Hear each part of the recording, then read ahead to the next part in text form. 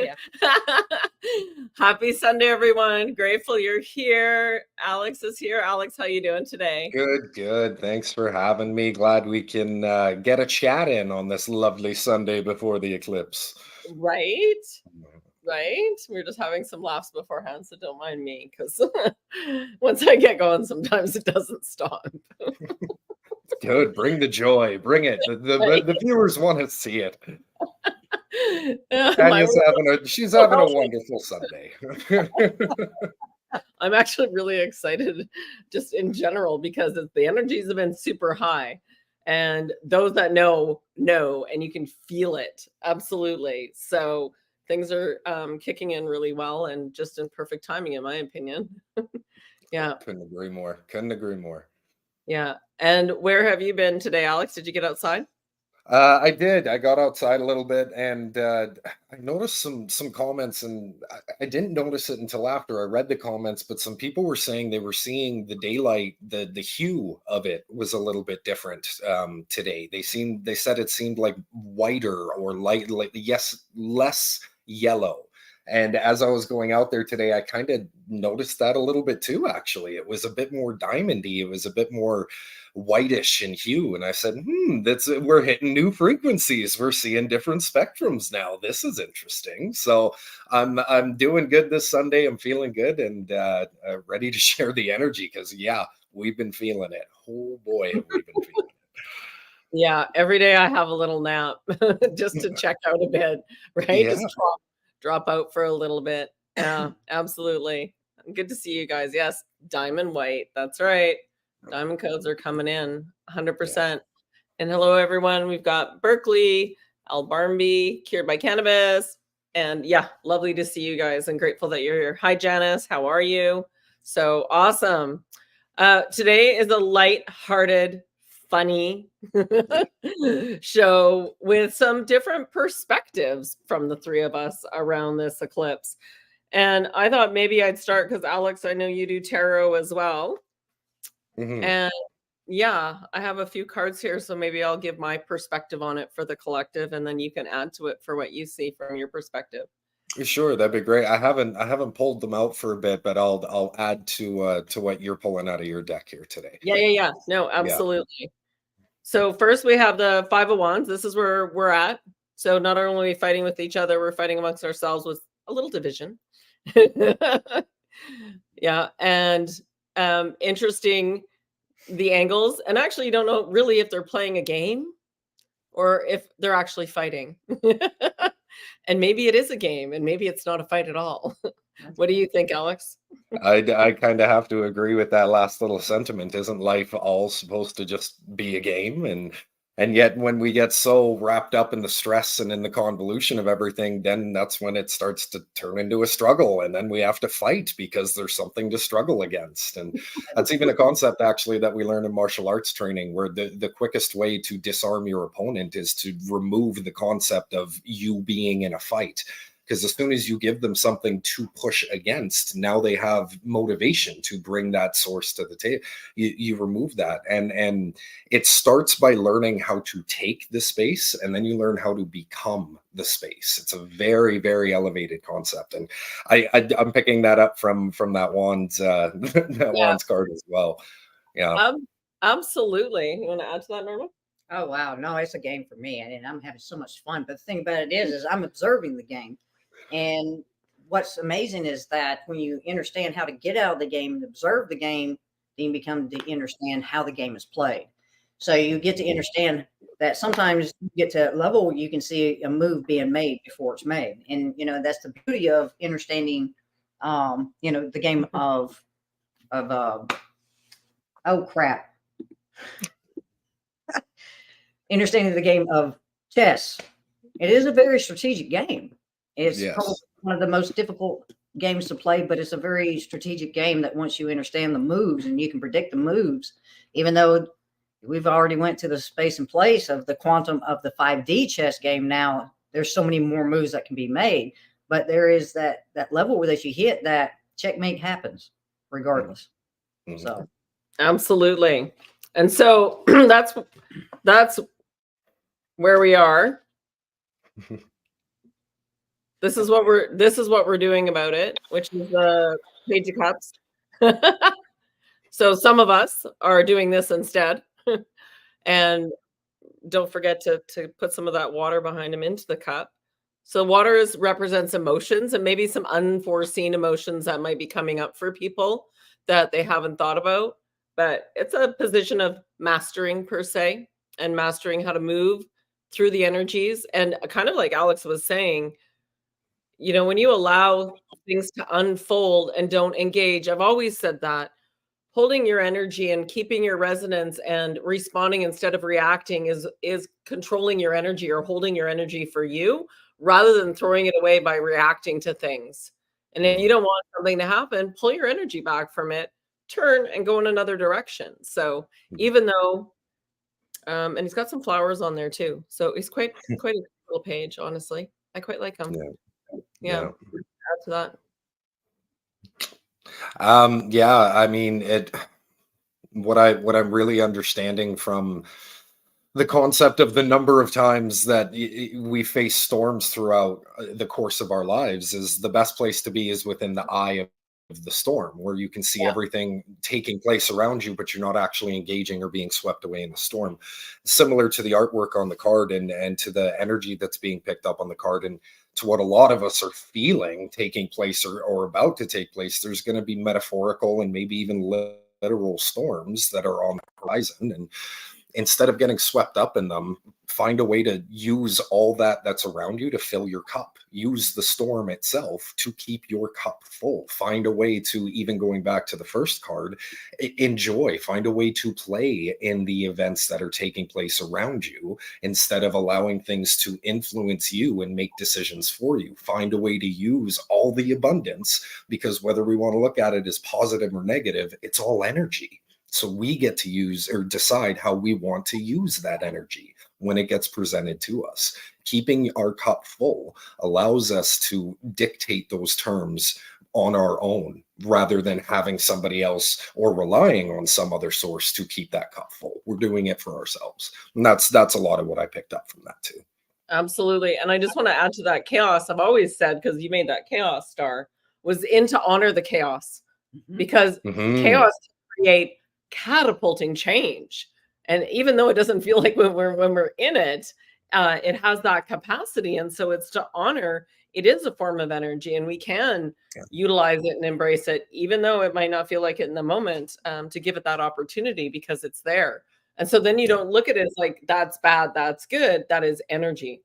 And how can I utilize that for my greatest good right now, for the greatest good of all, really, so you're not harming anyone else. Oh, that just brings to mind Apep, which is the god of chaos, and which is also considered the black sun, which for us metaphorically is our shadow side. So yeah, it's beautiful, because even with the card, it's like when I look at it, I see that with the water and the flowers that are upon the apparel that he's wearing, I'm seeing that he's already planted seeds of growth, and he bears it. So he's back at the watering hole, so to speak, to prepare, to know that he's going through this time of transition, of preparing the land that he's preparing to plant more seeds for. And then now, of course, and this is that time that we're in, spring motion. So it's all speaking so harmoniously and synchronistically at this moment in time, given what's about to take place tomorrow, what everybody's feeling and experiencing right now as far as where the energy is concerned. Because when you understand the magnitude of what's taking place on any given level of your understanding, it's like it becomes that much more profound as you keep gaining that wisdom, for that knowledge of what's taking place. Beautiful. And here's the future that came in. So 2 of Pentacles, I know, it's perfect, right? Oh, Alex, you introduced this one, because now I'm laughing at her. All right. Well, obviously, as everyone can see, the energy that's coming forward is finding that space of balance and levity through, as you notice, the 2 orbs that are intertwined, and you see the infinity symbol that's coming through. finding this place of balance allows us to tap into that energy of infinity so that we can use it towards creation. As we were just talking about this balance of duality in our world, chaos is a necessary part of establishing what we would consider to be order in the universe. So on that same note, balancing the quote unquote destruction or the dismantling of certain pieces of things that we're seeing opens up the energy that's now in the air to be used in that infinity vortex if we so choose to balance it. And now we get to create with that energy and move forward in a new Stargate presence of things. And that's some powerful presence that you just pulled out of that deck right there, Miss Tanya. Right. I did it just before the show. Norma, do you want to add anything? Oh yeah, I mean, Alex just put it out, perfectly that, Yeah. this is about balance. That's what the infinity sign represents. And it's understanding that, it's about the chaos, but the clarity it comes from it once we go through it. And that's where we find our balance in the understanding that even with it being the masculine and the feminine energies, understand that both of masculine and feminine energies are yin yang within themselves, much less within us. So it's understanding that it's what is it, the minds kind of thing, where the mind was black and white. And then they went to color. So it's like, it's a blending, it's a molding, it's understanding that it's about balance within us, to understand that the macro of us does not judge the micro expression of us as we do ourselves in this place of having this human experience.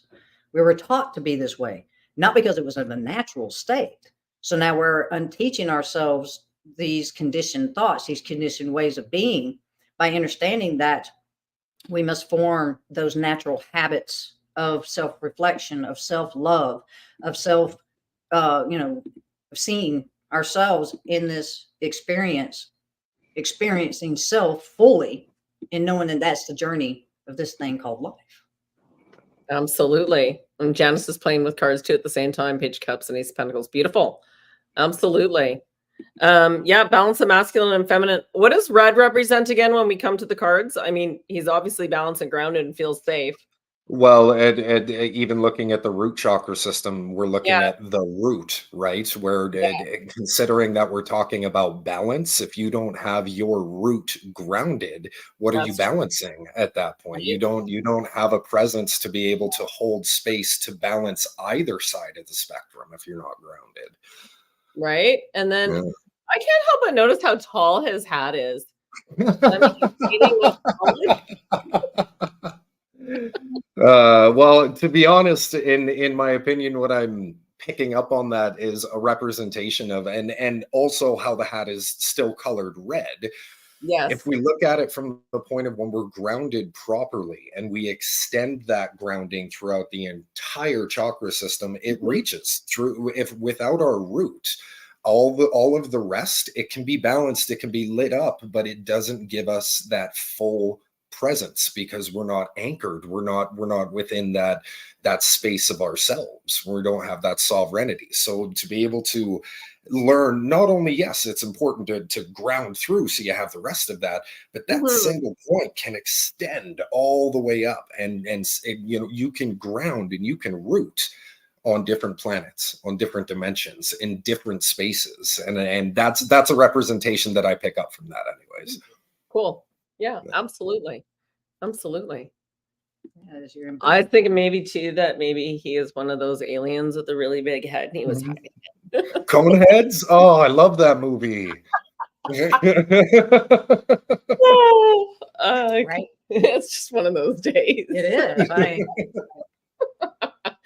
is. Norma Jean, you had something you wanted to cover a little bit today. Do you want to jump into it? Well, I'll do my best. All right. So, when she clears her throat, she's getting ready.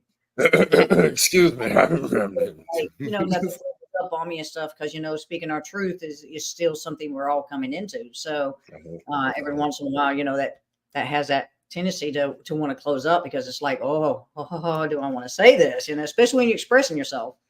Well, But and I've learned two things about that throat clearing thing, where sometimes the first teaching I learned was people are blocking something when they're clearing their throat when they're trying to speak.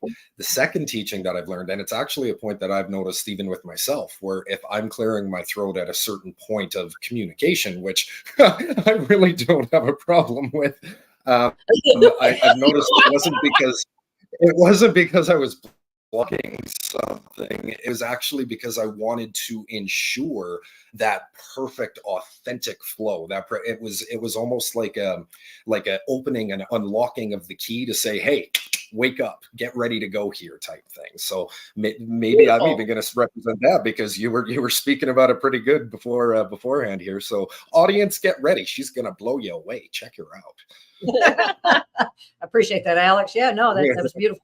I mean, it's a good way of looking at it now, because it's like, you think it's from, so much from not being able to speak your truth, but now it's definitely about the clarity of what you're wanting to speak to. And it's that retoning. So, what I've been getting today is while we laid to take a napadation, mine was, I didn't really nap. It was that I was being given information, which I have been these last couple of days. And it's just been like preparing for so much that, T and I have been building on, and we're continuing to build upon. So as I'm going along, it's like today I was getting this information, like where you understand the world. Whenever you have the flat earthers come to you, you got to understand that it's just a concept. In that concept, you've seen that the world that they show you that's flat has 3 ice rings. Okay. So what that state was showing me was, it was stating to me that those are the 3 worlds that exist in the 3D realm, so to speak, here in which we exist. So as I was being shown this, they were showing me a square around those circles. So when you get to looking at that, that's how you begin to understand square and the circle, because that's where the 2 realms, the realm of manifest and the realm of unification, exist at one time. And then as I was looking at this, they were showing me that we weren't really creating another world, so to speak, in the way of a split, because we're already split in mind. That's what we're in the process of undoing, is that separation, that split, so that we can bring the 2 hemispheres together.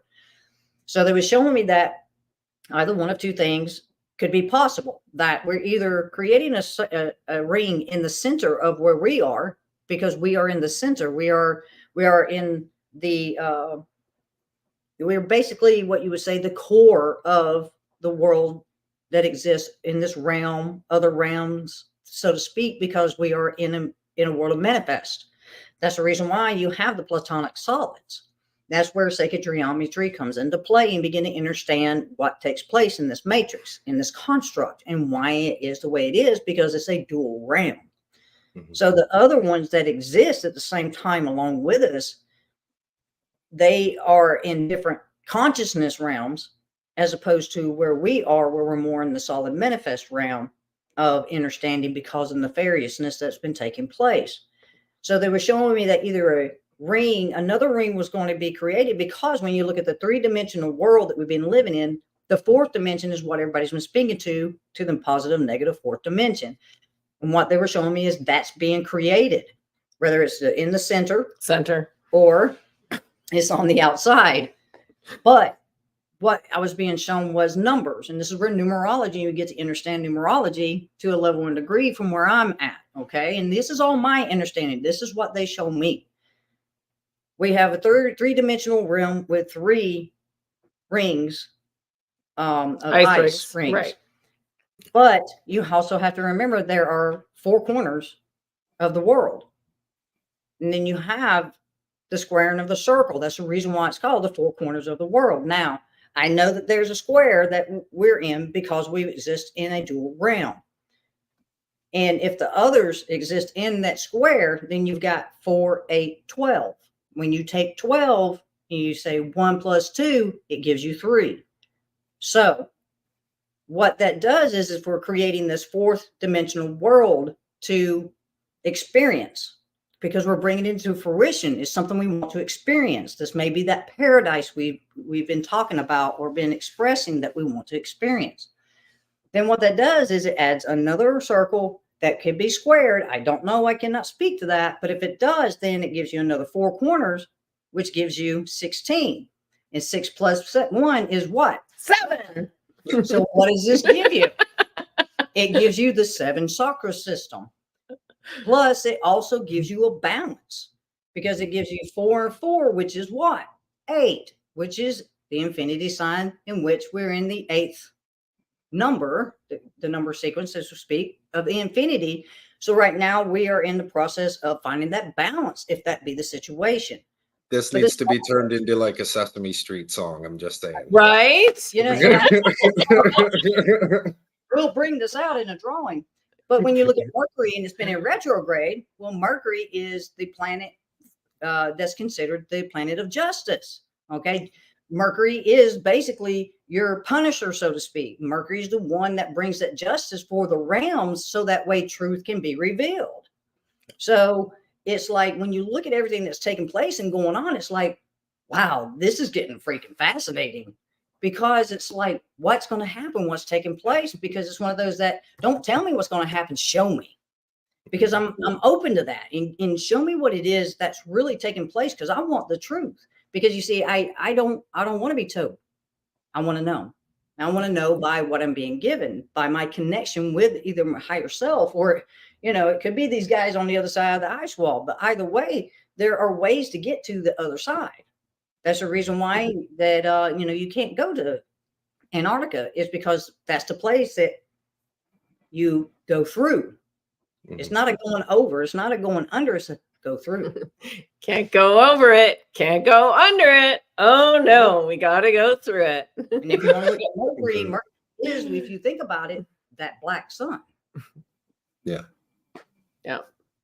Yeah, you did. That's only your 3rd time saying this, guys. She did great. Whew. Woo! I'm breathe. breathing Breathe a little bit more. overheating. I'm overheating this video. Yeah, and we call it being Normasteined. Oh, you've been Normasteined.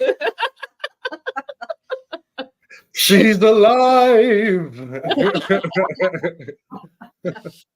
Yeah. I Shay just need to mess up my hair now. Yeah. Shay says Merc's my planet, one of mine too. And so that's why I get excited about 7. Well, 7 chakras, but also, you know, there's more than 7 chakras, but 7's my number. 7's always been my number. Things happen for 7s for me. It's just always been that way.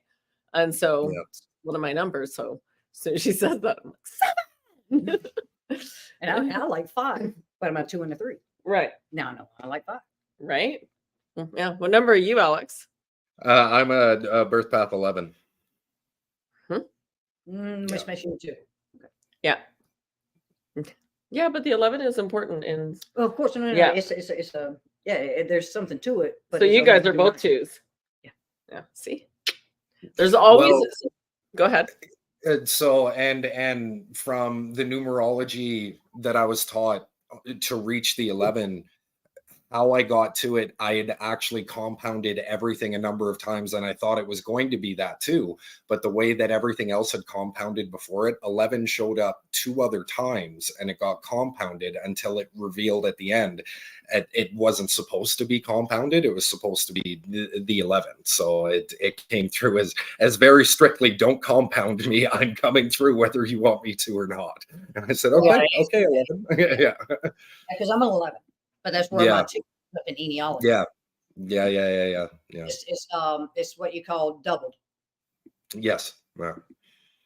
Yeah, absolutely. Yeah, I'm a in straight numerology, I'm a 9, but other than that, I'm a 7 and a. We're talking etiology and a 5. Yeah. I can't remember what I am in etiology. I'd have to look that up actually again. I did do that a long time ago, long time ago, before I actually even knew the word etiology. I had done the formula of it, but for my name, I should say. But and you know, it just goes into the teachings again of even the presence of your name, how you anchor into yourself, and knowing that you can change your name and this and that. It adds a different value. It adds a different energy, a different alchemy to your world. But it's also the different presence of your birth path number, which is something you're born with. That you can't go and change your name and change the energy and the presence of that, right? Right. That's You know, as you were going over that for another time, Norma, there was a number of things that came to me that I would love to be able to add to Yes, please. your wonderful concepts here. There was at least three, but two of them that I remember, and I'm hopefully going to ramble, and the third will come back on track here. So as we're talking about the square, and we talk about, you know, the four corners and everything, and there's representation and there's a meaning behind why things are the way that they are in current day format, right? And they knew about these things way back when, but it's very, very hidden of an understanding on these things now. When we look at the square in and of itself, it was one of the very first concepts used in also teaching how to rise from second to third dimensional frequencies, where, as I've explained in my own teachings, first dimension has to be conceptual. It has to be of thought, of sound. It has to give birth to something. The second dimension is formulating that conception in some way, which is, you know, usually rudimentary form, which is why we look at things in a two-dimensional flat concept. Third dimension is about that formula now taking its own shape, its own life beyond the boundaries of the original concept or conception. And it's one of the things that when I looked at the square and the teachings behind the square, how they did it was they took the square and they raised it up into a cube, and they said that's the difference between second and third dimension. I'm like, oh, okay. So as they start to learn about this rudimentary concept of third dimension, what did they do? They dive in, and when we dive in, we unravel, we unfold. When you unfold a cube, you're left with the symbol, first off, of a cross, which was something that has been used, you know, worlds over, or civilizations over, I should say. But in block format, when you count it up, there's 7 blocks on a cube after you unroll it from, or 7 blocks on a cross after you unlock it from a cube. So, okay, we took that third dimension, unraveled it, it got brought back down to a 2-dimension concept, raise that cross up now to third dimension.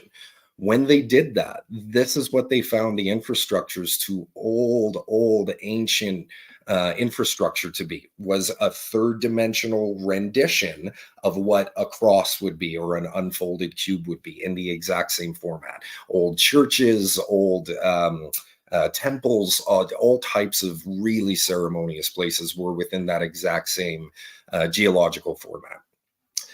When we are discussing, oh yes, I remember the third one. Haha, I knew rambling was gonna get me there. Victory. It ties into the second concept. So as we're talking about these rings, and Norma brings up a really interesting point about the rings being markers of different energetic resonances, basically like those, I don't want to use battle scars, but it's showing how the earth herself has risen in vibration each number of time, and these are the markers that get left behind from that. And there is so much value to that when we look at just basic nature that we have on hand. Tree rings do the exact same thing.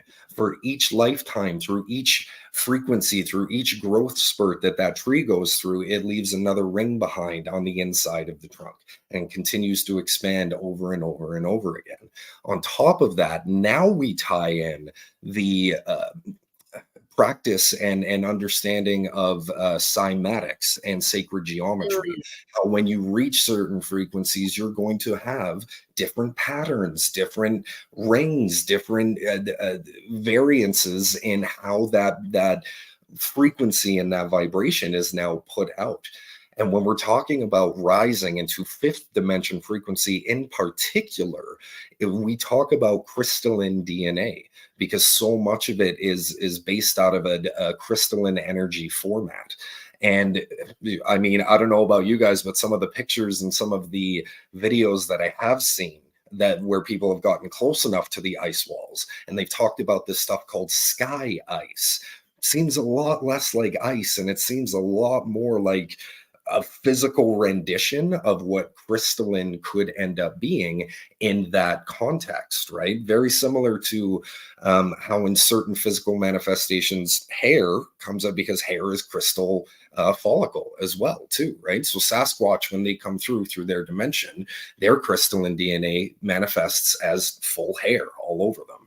In these particular instances of earth frequency manifesting and showing that physical rendition, it could very well be coming out as this ice wall aspect. So just some stuff that came to me that I wanted to throw in on your talk there, Tanya. Norma, I should say. Sorry. Yeah, no, it's all good. Norma, Beautiful. did you not see a friend yesterday? She saw somebody in the woods the other day.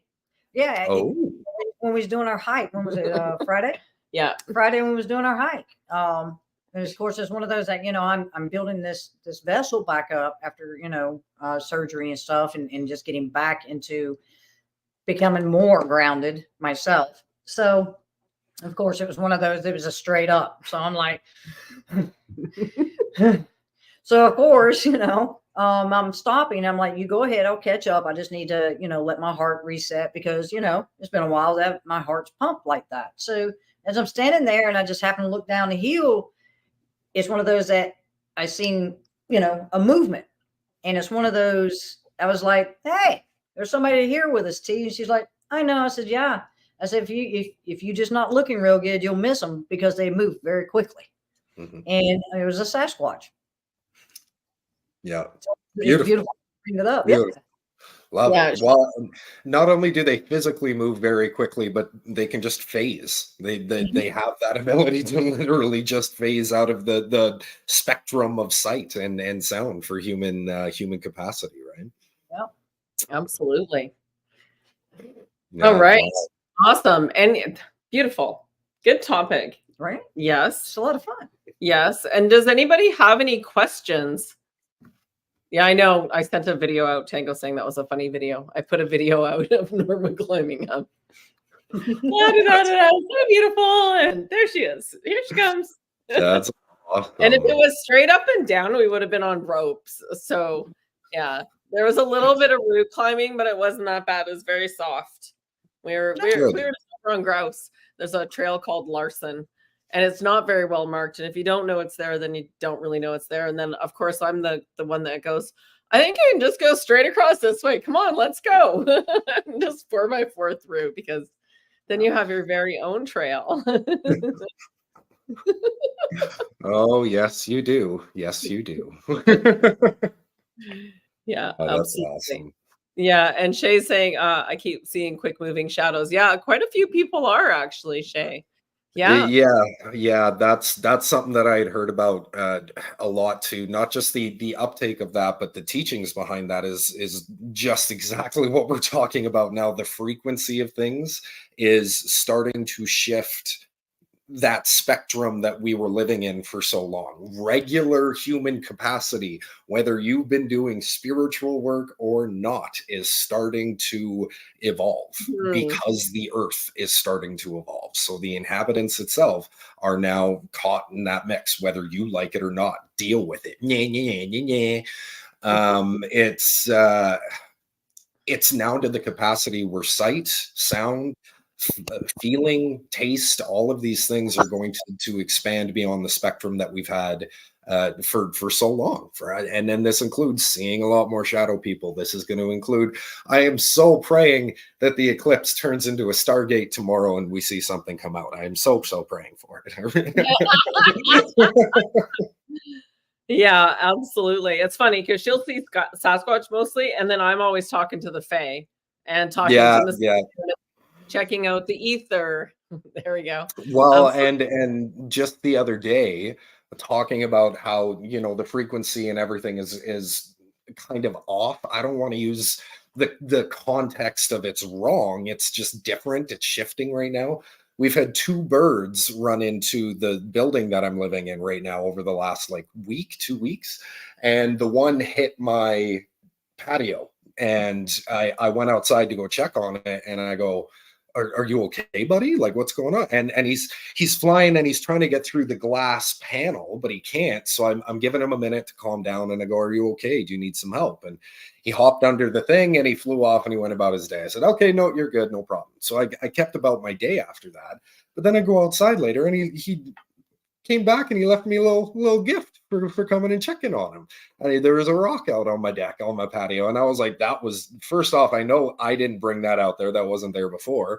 And nobody's going to be throwing rocks at a glass patio panel. So I figured, I'm like, hey, thanks. So I've been communing as well with a lot of the uptake of energy that's been taking place right now. Yeah, absolutely. And Janice is saying, I keep experiencing electrical energies changing around me, like weird lights going on and off, little shocks. You are not alone. Magnetism coming in. Yeah, it's the magnetism. Yeah, absolutely. Yeah.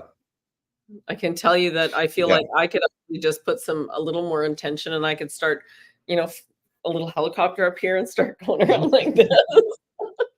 Might not be too long. It might not be too long. And I'm getting shaken off. Right? Yeah. And that's kind of even a point that I've been going over with people about trying to quell any fear about these next few steps and things that are coming, where there's this aspect of, if there's a legitimate danger, if there's something to be feared, I promise you it's going to be a false flag. It's not going to be something that's authentically interstellar or authentically meant for us to evolve. It's, if there's something actually scary and meant to be feared, it's going to be a false flag event. Beyond that, all of these new frequency encounters that people are going to have, if we see the eclipse turn into a Stargate and we see some stuff come through, if you start seeing more shadows in your world, you start hearing voices, having encounters with things, one of the best things that you can do is actually get excited about the fact that you have now reached an attunement and the veil is thin enough that you're having that level of interaction. Because what that means when the veil is thin is superpowers within humans are going to start to show themselves. So if Tanya very well wanted to start flying around the apartment when the veil's thin, are shooting out of my fingers, healing lasers. She can. I'm just saying, we're getting closer. I keep asking for my shit too. That's it. We're getting closer to getting superpowers without having to take a radioactive bath anymore. Buy a spider or eat. I get it. Absolutely. Right? Yeah. Shay's asking, yes, would that affect our skin? Absolutely. Your skin is your largest organ. Yeah. And so all of this can start to affect the skin, and we'll get more luminous with the skin. So for example, my experience with that is that I don't really burn. I just soak up the sun and take it into my cells. So it's one of the biggest gifts we have is our skin and the ability it has to check out the environment for us. Right? When you know something's wrong, you're like, you can feel it on the back of your neck, or you can feel it on your arm hairs. It's electric. Right? It's electric. It's electric. No, I totally agree, and not only affecting it within a sensory perception wise, but as our DNA continues this expansion, I could very well see us starting to receive different pigmentations and different color variances. So really and truly, anyone that was having problems with different color humans at this point, wait till we start going blue and green and just all the different colors that we have yet to actually allow ourselves to evolve into, because I think that's a very real possibility as well. And I not even just through human evolution, but once we reach a certain point, I don't know how attractive I'm going to find an alien once we start engaging with them. So I'm just saying there's going to be variances more and more and more down the way. Absolutely. Shay's talking about the skin again. Would this affect our skin? Burning but not burning. I would make sure you're really hydrated, and I would, the nervous system. Hey, so speak to it. Depending on what's taking place within yourself, like you have to be careful because if you're not grounding properly or enough, if you're not doing proper breathing techniques and stuff like that, you can overwhelm your nervous system. Okay. And that's your electrical system for the body. So what happens is like me, when I'm sitting here doing this, it's because I'm vibrating so high, or my frequency is so high, that the body is having, that the vessel is having a difficult time keeping up with that frequency. So what I'm doing is I'm overheating my electrical system. So there are different forms or ways that presents itself. So it can be that it feels like a lot of people talking about fibromyalgia. Okay. And that can be of one of two things. It could be that it's because the body is not doing very well with the higher energies, and what it's doing is that it's kind of like what you would say. It seems like there's a short in the system, like a cut, and it's misfiring, or it's just causing that short, which causes a little bit of what people feel as is defined as fibromyalgia. So it's all varying in levels and degrees of understanding of what's taking place for the vessel. So that's the reason why it's so vitally important. We keep telling you, know your organs, know the vessel. You know the vessel, you understand what's taking place with that vessel, because you understand what's affecting that vessel through the organs, and understanding what the organs in the day of the week, since that's what eniology is all about. It teaches you all this. So that's how it's so at times easy for me to kind of speak to this, is because even though I'm still gaining that knowledge, I'm able to understand it in a way where I can bring it forward to help you understand that eniology teaches you about the planets, because the planets are your organs. To understand what's taking place in the sky is taking place within you, and it's affecting those organs. Those organs have days of the week because the planets have days of the week, because the planets are considered gods. There's so much to it, but that's what helps me come into understanding a lot of what's taking place in this realm, from the other realm that exists, because the two exist at the same time. So this is where I just gain my understanding, by staying connected with myself and getting more and more acclimated with myself. So your body tells you a lot of things. It just all depends on who you are, where you're at, your understanding of the body, your understanding of the planets, your understanding of, it's a lot. So yeah. Sorry.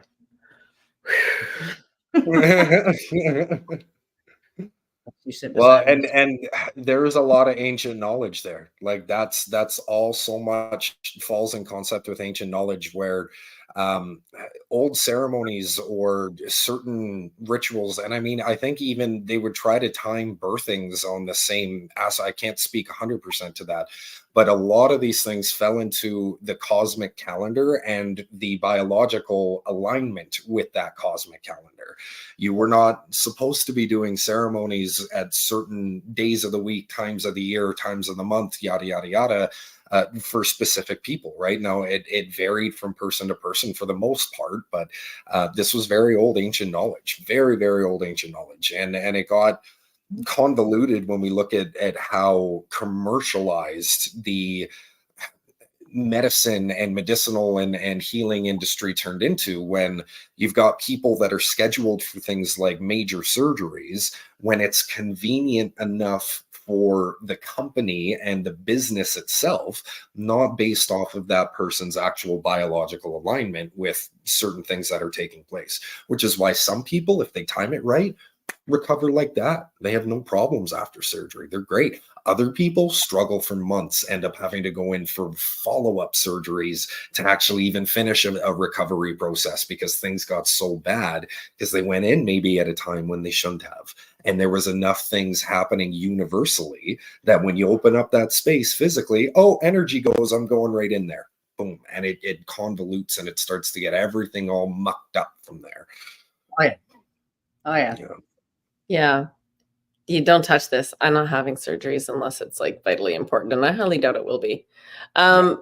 So over on Rumble, we're being asked, can you touch on when a bird hits your window? I was struggling with the decision at the moment. I'm a bird lover. So Alex, you're the one with the, I mean, I feed the birds. They don't hit the window. They're too busy in the feeder to ever hit the window, let me tell you. Yeah. I know Huh? It's more of these. Yeah, these ones they might tap into once in a while. We have had them, and my daughter's been holding them before, and you just give them a little love. That's what we do.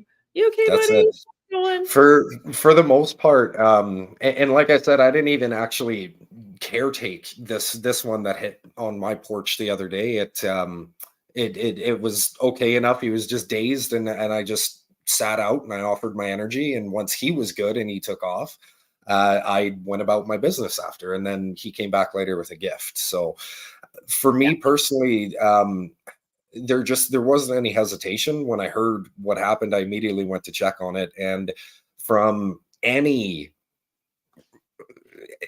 perspective that we want to look at from approaching wild animals, even just other people, you don't go in and force yourself on them. You don't go up to somebody and just grab them and say, "You need me, don't you? You hit a wall." Because no, you give them a second. You say, "Are you okay? Can I give you anything?" And if they need help, they will show you, and they will come to you for that help. So for the most part, that's the approach that I would take with a bird, with any injured creature really, is if they're still wary or they're still defensive in some aspect, I would sit, I would be calm, and I would give them the presence of knowing I'm not here for any other intention unless you come to me. Because if you get up and walk off, I'll be fine. I'll go about my day. But I'm here if you need me. And just holding that space, it changes your energetic frequency, it changes your resonance, and the animals pick up on that more than anything else you can possibly do. They will be able to sense that over their own emotional context, I guarantee you, because they don't have the human conditioning of getting lost and trying to figure out their emotions. They're feeling what they're feeling in the moment. And then something else comes in with more grounding, more presence, more, and they go, oh, that's okay, cool. And that's just how it works. The energy comes in and it takes over and it becomes the space after. So that's definitely how I would do it. When a bird hit the window, normally when a hawk is trying to catch one, if the fall, go be with them, touch it. Yeah, I totally agree with that, 100%. This is Mel, who's working on animal healing. She did a show with us with her dog. Yeah, Nice. absolutely. All right, well, let's take a few minutes and get into some of the nitty gritty around this eclipse and and comments around that. We're going to run a little bit over today just because we want to cover this, and we just wanted to really have an open conversation as well beforehand. I for one, I mean, fear doesn't live here, so it doesn't matter what comes up or what's going on. I'm like, okay, great. How do I feel? So I always check in like the bird. How am I feeling right now? And then I just roll with that. And so far it's been super high energy, extra kicks, and just very much I have questions answered. Yeah, it's just been really high vibrational and making sure I'm resting. That's probably been the biggest thing I felt. What will I do tomorrow? I will be in meditation during that time. We do have a shala coming on tomorrow to do some a tarot reading with it. And yeah, I'm not in the path of it. I was not flying somewhere to go sit in the path of it. I don't even know if it's really the moon or if it's a comet or something else. So we're just going to go with the flow. How about you, Alex? Oh, this rabbit hole has taken me to inner earth and beyond, I tell you. And that's even, to be honest, even touching a little bit literally on some of the information I've received on total eclipses in general like this, where it, as Norma has mentioned a number of times, the concept of the black sun, black hole sun, in some writings as well, and some famous rock songs, black hole sun. So there's Masonic teachings behind this that even fall into some of the talkings that we were receiving about the ice rings from Norma earlier. And when we look at old teachings and of the compass, for example, the compass that they used had points that not only showed certain directions and certain geography from it, but when it lined up and you took it to a holographic, like we were talking about, from the 2D to the 3D concept, it actually showed the traversal of outer to inner Earth and where inner Earth resides, how to, and a lot of the spaces on how to get there, this and that. And this is where, like in most of us, where the black sun would be our shadow on the interior, this is where black hole sun is supposed to be living on Earth. And this is where a lot of gravity and certain things like that are supposed to be coming from. As far as what the eclipse is, I personally, from all the stuff I've been hearing from people on their star charts showing that there is no planetary, lunar, or solar alignment for a solar eclipse to be taking place right now. I don't necessarily subscribe to the fact that it's the moon blocking the sun in this particular instance. What is blocking the sun? I have a few different theories, but nothing concrete yet. And that's one of the most interesting things that I find energetically about this eclipse, is although I can see certain things, like certain intentions and manifestations that have anchored in from before the eclipse energy started coming into the future, for example. So a lot of what we're building together, a lot of certain things that are supposed to be a part of the next stages of things, I still see all of that when I look forward. But when I look forward as to like what the eclipse is supposed to be or what it's going to produce, nothing. I get no answers. I get zip, nada, zilch. And I find that amazing. For anyone that knows like how boring or mundane or even confusing at times receiving premonition and receiving, you know, message and all that stuff, when you get nothing, it's like a, oh my God, it's a goodie bag, and you don't know what's inside. And it's gonna be incredible. It's gonna be incredible. So I'm very, very excited about what it's gonna produce. There's been a lot of talk because the frequency and the veil is going to be thin, and there's so much prophetic alignment with things like Devil's Comet coming through, which only passes by once every like 70 to 75 years, but it also hasn't been at the same time as a solar eclipse since the 1800s. Like that, this type of convergence and the fact of the trajectories on it, there is so much information that I've been seeing. There's been talk of false flag coming after this, which is why even I was saying earlier in the call today, if there is something to be feared, it's going to be a false flag event. So if that happens, so much of what we've been talking about already in the call today, being balanced, finding this space of play in your world, understanding your own personal flow and your own duality and knowing about your own shadow, that's how you're going to make it through that false flag event. I absolutely promise you, 100%. Beyond that, I'm just really excited to open up the goodie bag and see what's inside. That's where I'm at this point. Yeah, and I don't think it's not going to be a big flash and boom, you come back and everything is different. It's still going to be gradual, but what it is speeding up, because I can tell you, we've been feeling it.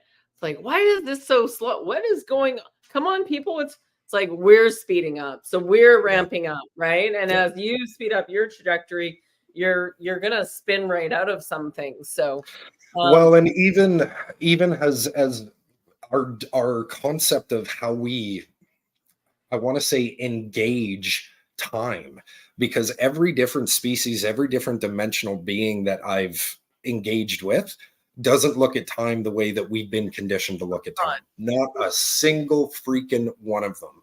A lot of them go through cosmic cycles, and they use, you know, the much as Norma was relating to the cosmic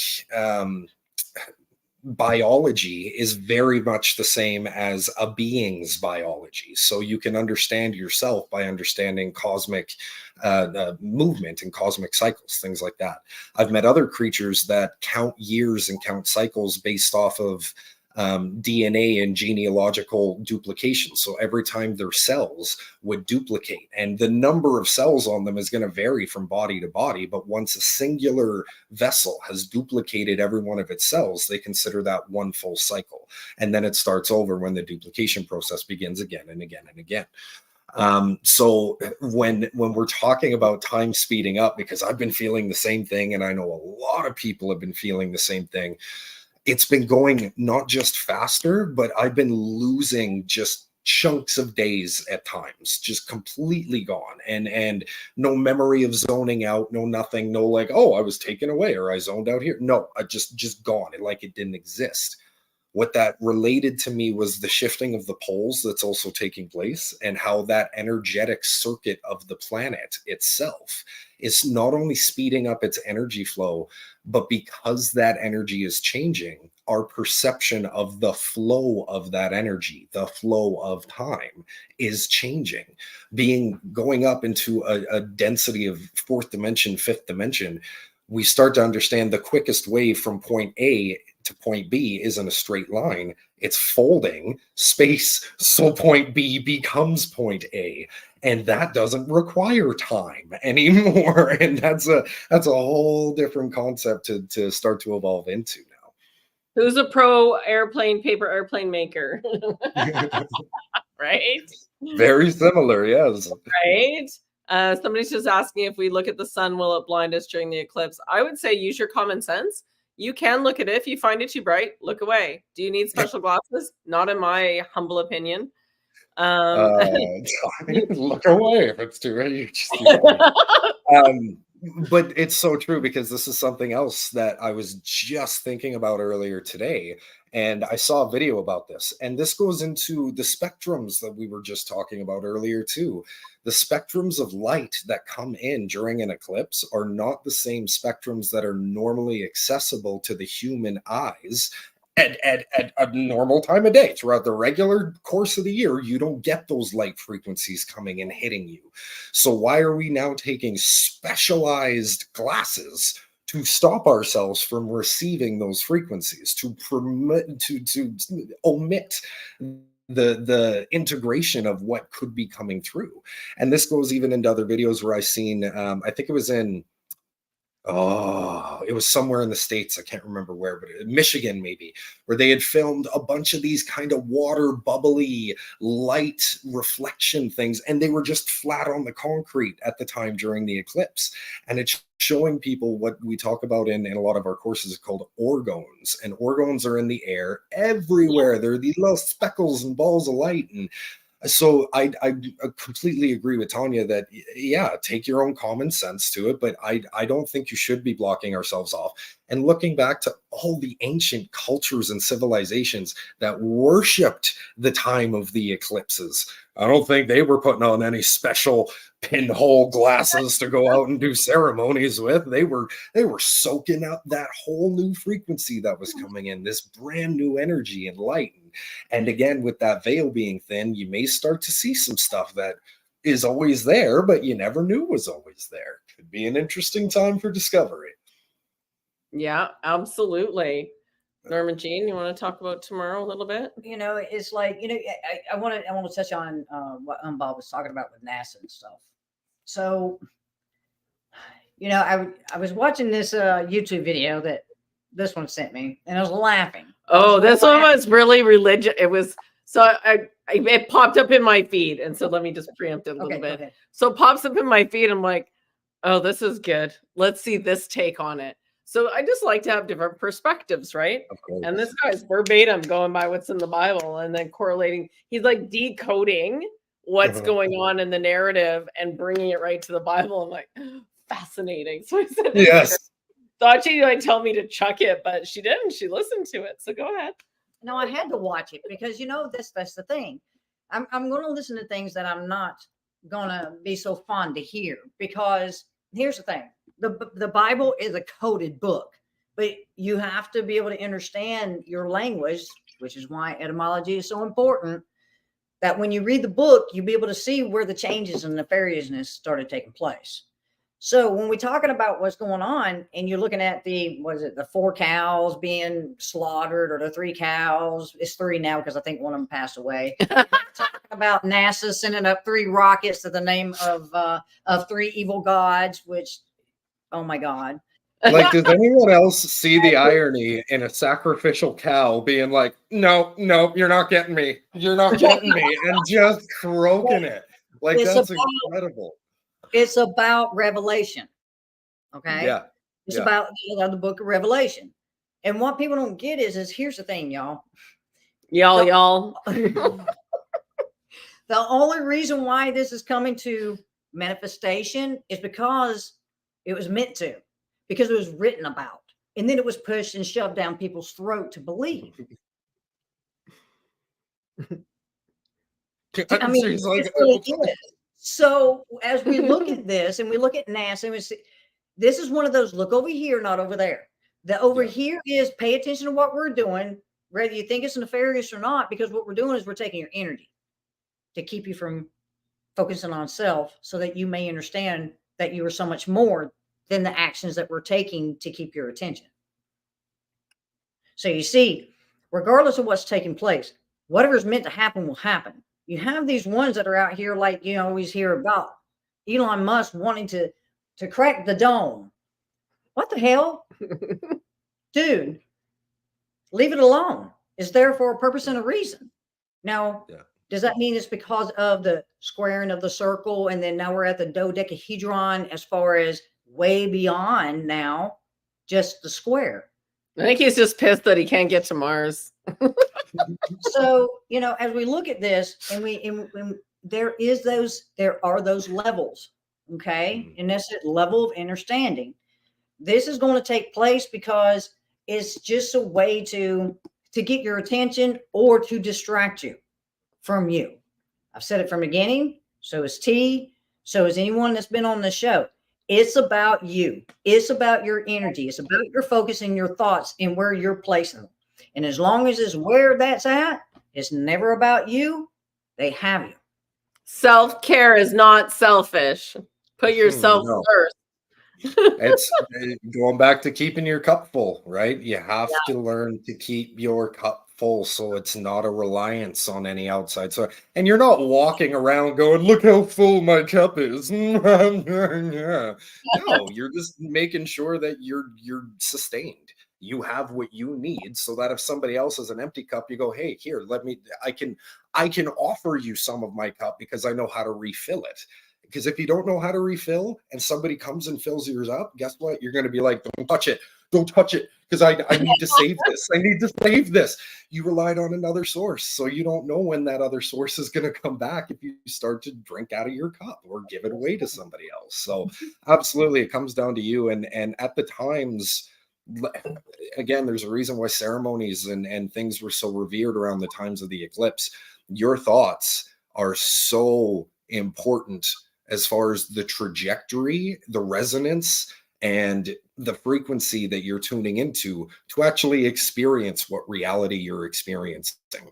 When we're talking about the multiverse, we are talking about infinite parallels of what could be anything from the most similar shade of this universe that we're experiencing right now to something completely drastically different, where you have a squirrel tail and you live in tree houses and things like that. But for the most part, the only difference and distinction between all of them, because they all exist at the same time, is where we are resonating at, where our conscious frequency is resonating at. And if you want to pick the reality that you want to live in, change your frequency. And that starts with your thoughts. This starts by actually going from the inside out and rewriting the way that you respond to the universe that you create, because without you, your reality doesn't exist. Yeah, absolutely. You were mentioning earlier, and a little bit off top, but similar, but right, the times and the ceremonies were important. The time when you should have surgery, where does the basis on that found, so that someone can look it up?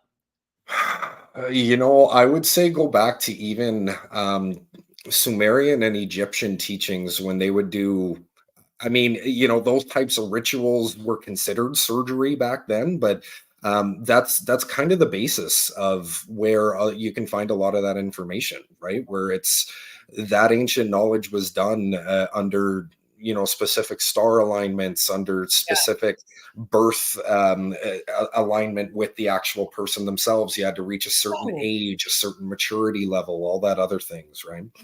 Right. Yeah. Hold on.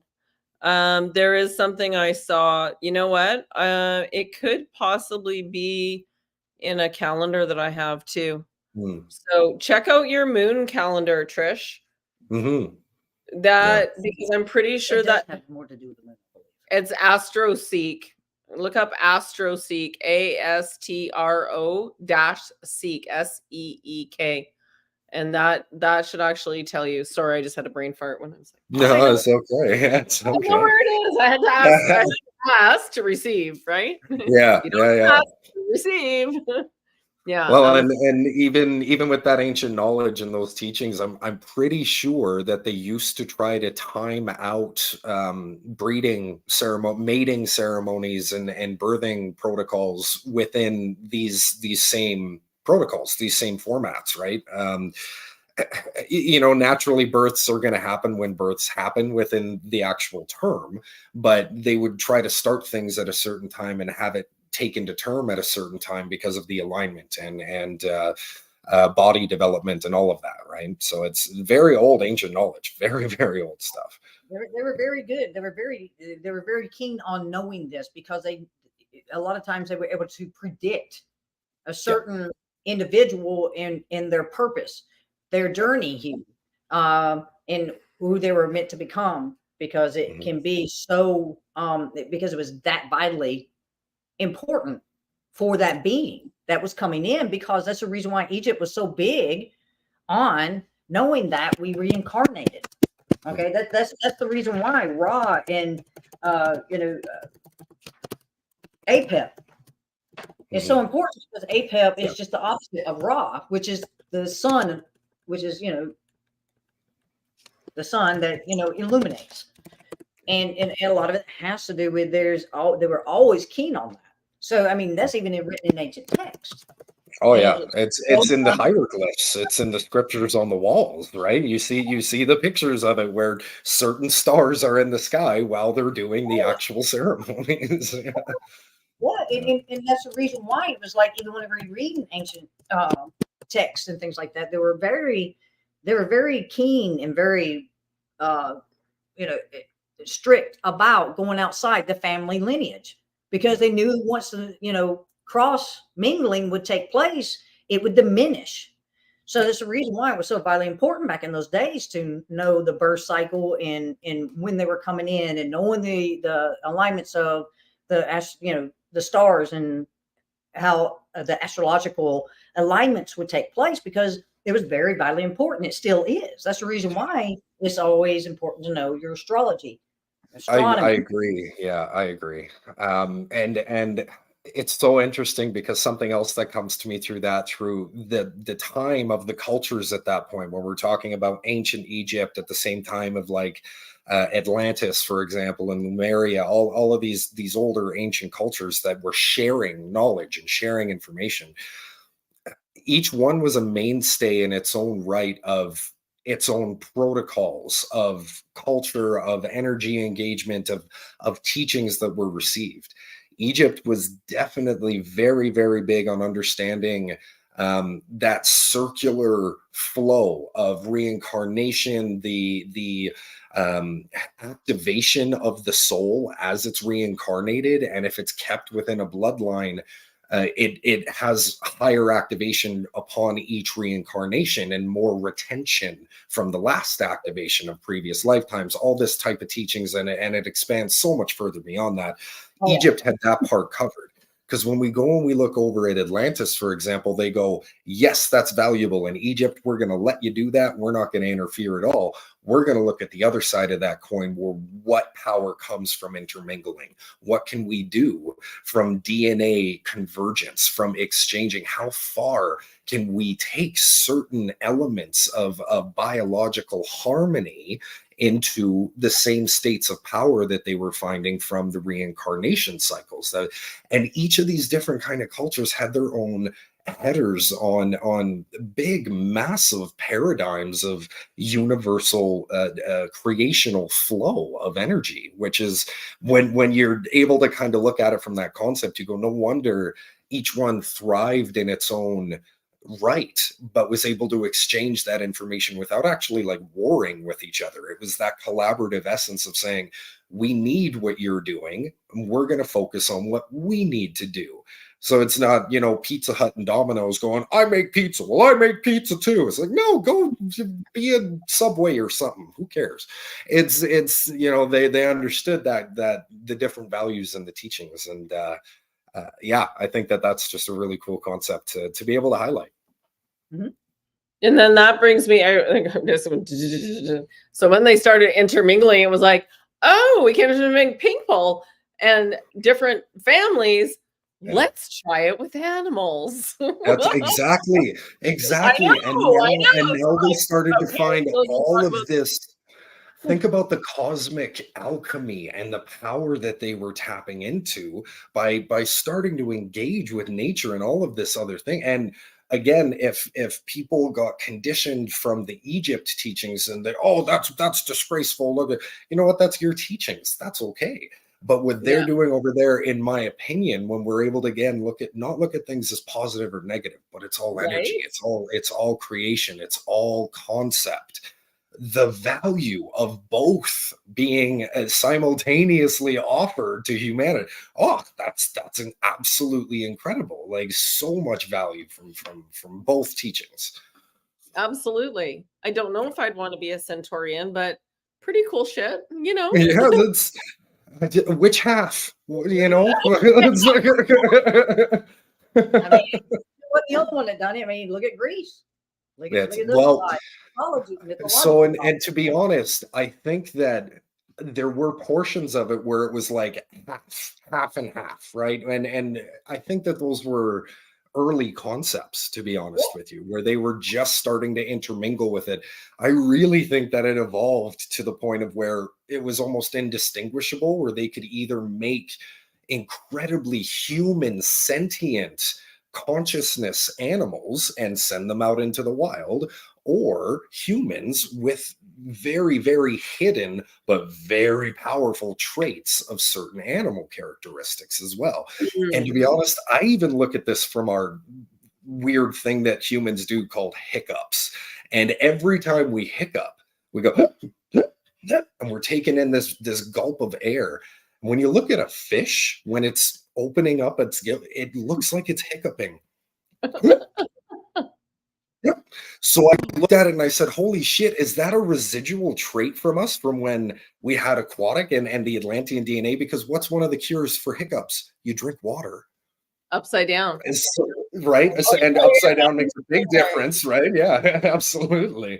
But you know, all of these little dots, you start to connect them and you go, well, what's this little picture we got going on here? You know, that's what happens when you get curious, right? When you observe with curiosity, it's like, oh, I didn't even think about that. So yeah, absolutely. Well, Alex, it's been really lovely chatting with you. Do you have any final words for everyone? Actually, I really don't think that's any of your business. So thanks for having me. I know we had a little trouble getting it together on Friday there, and that's okay. That's okay. We had a hiccup. And so we did. We had a hiccup, and I just drank some water, so we're good now. But to be honest, I think it actually kind of worked out the way it was supposed to, as we were just talking about, because having this call just before the Sunday or the eclipse, I should say, not only do I love connecting with you guys, and we're able to exchange some great energy before that takes place, I think highlighting all of these different perspectives and having a really in-depth conversation for all the viewers that are watching too, it expands even further what either of us could have done separately. Exactly. Right? Exactly. So, yep. I'm being told, yep. Fantastic. So no, that's where I'm at. I appreciate the alchemy, and I love being here with you guys to connect and share all the love. Absolutely. We'll do some more, Norma Jean. Oh, have fun. Shit. Let us show you what's going to happen. I mean, yeah, be curious. I mean, you know, this is those times where, you know, we've understood to a level and degree. We've put all the effort and work we can into understanding what's taking place and what's going on. That's where we've taken our chance and opportunity to become responsible for self. where we've taken that chance and opportunity to understand that I don't want to be a God. I am a God, you see. And this I don't want to worship another God either. No. And this is where you begin to understand what sovereignty truly stands for. And the beauty of that is in that sovereignty, you know how to be an adept, but yet you know how to be in that childlike state to just see what transpires, what takes place, because we know that even as the collective is here, and in this realm, there's so much contrast. But from the realm of unification, there's so much happiness, there's joy, there is knowing that there's no judgment, about anything that's taking place here, because they know that there's going to be those times where that chaos is just going to be more prominent than there is that time of peace. But we know that that there's always going to be that 33.3 degrees that will always be taken care of by the 66.6. And when you come to understand those numbers and you understand what they truly signify, then you begin to understand that all is as it should be. All will be what it will be. And all we must always do is understand that in order for us to have those moments of that serenity, of that peace, of that happiness and that joy, all we must do is find that balance within self. Because out here doesn't matter what's taking place. It only matters here. Once it matters here, then it becomes a matter out here of what we experience. So go have fun. Let's see what happens. Let's see what takes place. I'm excited I'm excited. Yeah, absolutely. Well, it's now spring, and I get excited about things like I went to Costco yesterday and I found a heater for the backyard that actually has a little fireplace and birds on pellets. And that just floats my boat. And then on the way home, I've been looking for like a used dining set outside because there's nowhere to sit and eat outside. And I find one 2 blocks from my house, the exact one I wanted, if not better. And I was like, oh, there's a good day. Yeah, things are just fine. They're flowing well. Right. So if you're not in alignment, if things feel crunchy or sticky, stop, pause, get in nature, take some deep breaths, have a nap, do what you need to do to manage your own energy, and chuck the rest of it in the fuck it bucket. It just doesn't matter. What matters is what's important for you in this time and space. So yeah, absolutely. And we will see you all tomorrow at 11 a.m. PT for Ashala. And let's see what she has to add to this story, this adventure that we're on, that we're all on this trajectory together. We love you, Alex. Yeah. Love you too.